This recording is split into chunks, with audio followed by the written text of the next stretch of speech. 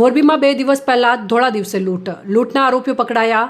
મોરબીના સરતાનપર રોડ ઉપરનો બનાવ। મોરબીમાં સોમવારે બપોરના સમયે સરતાનપર રોડ ઉપરથી યુવાનો એક્ટિવા લઈને જઈ રહ્યો હતો ત્યારે તેના એક્ટિવાને કારથી ટક્કર મારીને કારમાં આવેલ અજાણ્યા 3 બુકનીધારી શખ્સોએ યુવાનની આંખમાં મરચાની ભૂક્કી છાંટીને રોકડા રૂપિયામાંથી છરીની અણીએ ₹8 લાખથી વધુની લૂંટ કરી પલાયન થઈ ગયા।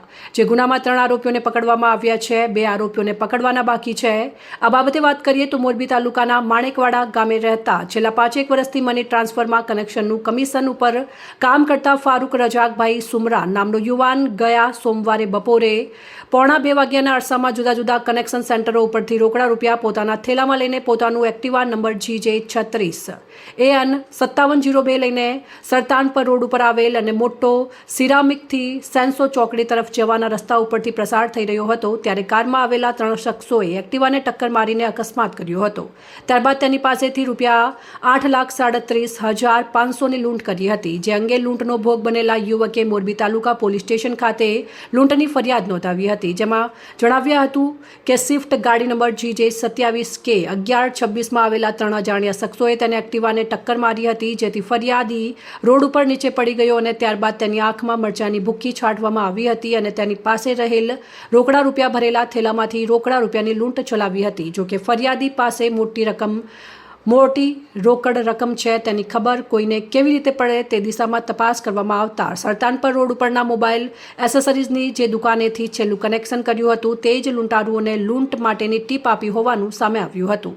જેથી તાલુકા PI NS ગેટિયા અને તેમની ટીમે ટીપ આપનાર તેમજ લૂંટ કરનાર સહિત 3 આરોપીઓને ઝડપી લીધા છે। પત્રકાર પરિષદમાં મોરબીના DYSP JM આલે જણાવ્યું હતું કે જે 3 આરોપીઓને પકડવામાં આવ્યા છે જેમાં હેમરાજ ઉર્ફે હેમારામ સોનરામ મેઘવાલ, જસરાજ ઉર્ફે જસવંત પુરારામ ચૌધરી રહેવાસી બંને મૂળ રાજસ્થાન તેમજ રિકેન ઉર્ફે ભૂદેવ સંજયભાઈ દવે રહેવાસી નવા જાંબુડિયા મોરબીવાળાનો સમાવેશ થાય છે।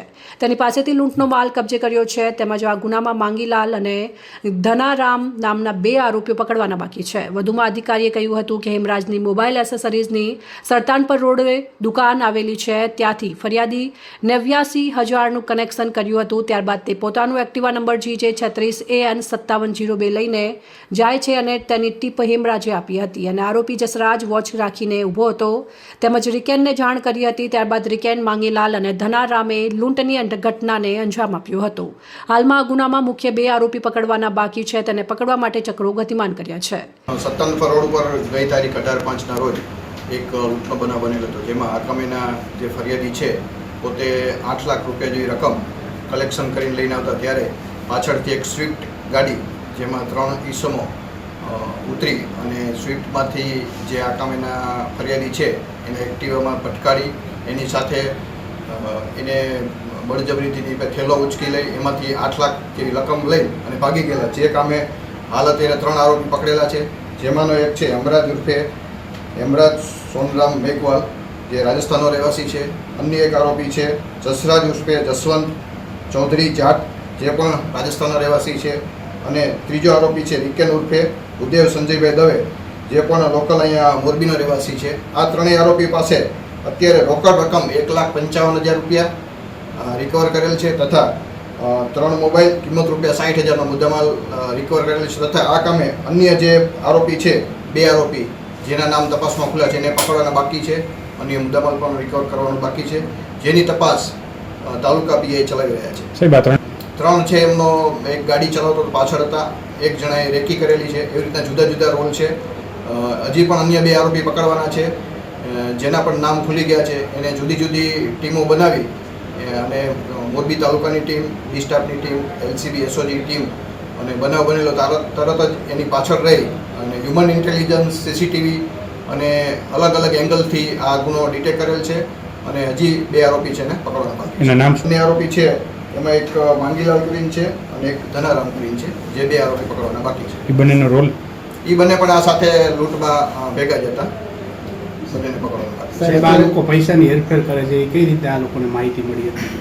આ લોકોએ તપાસ દરમિયાન એવી માહિતી મળેલ છે કે જે જગ્યાએથી કલેક્શનનું કામ કરે છે ફરિયાદી એ ફરતા હોય જે દુકાને જતા હોય ત્યાં પાછળ વોચ રાખી અને પૈસા નીકળે છે એવી રીતના એને વોચ રાખી અને પછી એક જે માણસ છે એને ટીપ આપેલી હતી એના આધારે જે જગ્યાએ નીકળો ત્યાં એવી અવરું જગ્યા છે કે જ્યાં ટીટા સિરામિક છે, જ્યાં આજુબાજુમાં રિમોટ એરિયા છે સત્તાનપર રોડ ઉપર, ત્યાં જ વચ્ચેની ગાડી એક્સિડન્ટ ભટકાડી અને પછી એની પાસેથી થેલો હતો લઈ લીધો હતો. સાહેબ, જે ટીપ આપનાર છે એ ફરિયાદીના અથવા તો કોઈ દુકાનદારના કોન્ટેક્ટમાં છે જ્યાંથી કલેક્શન થયું હોય? ના, પણ એ નીકળતો તો કાયમી એને ખબર હતી કે આ જગ્યાએ છે, એ આજુબાજુમાં તે પોતે ધંધાકીય અને આ પણ સિરામિકમાં કામ કરવાવાળા છે આરોપીઓ, એટલે વિસ્તાર અને લોકેશનથી માહિતગાર હતા.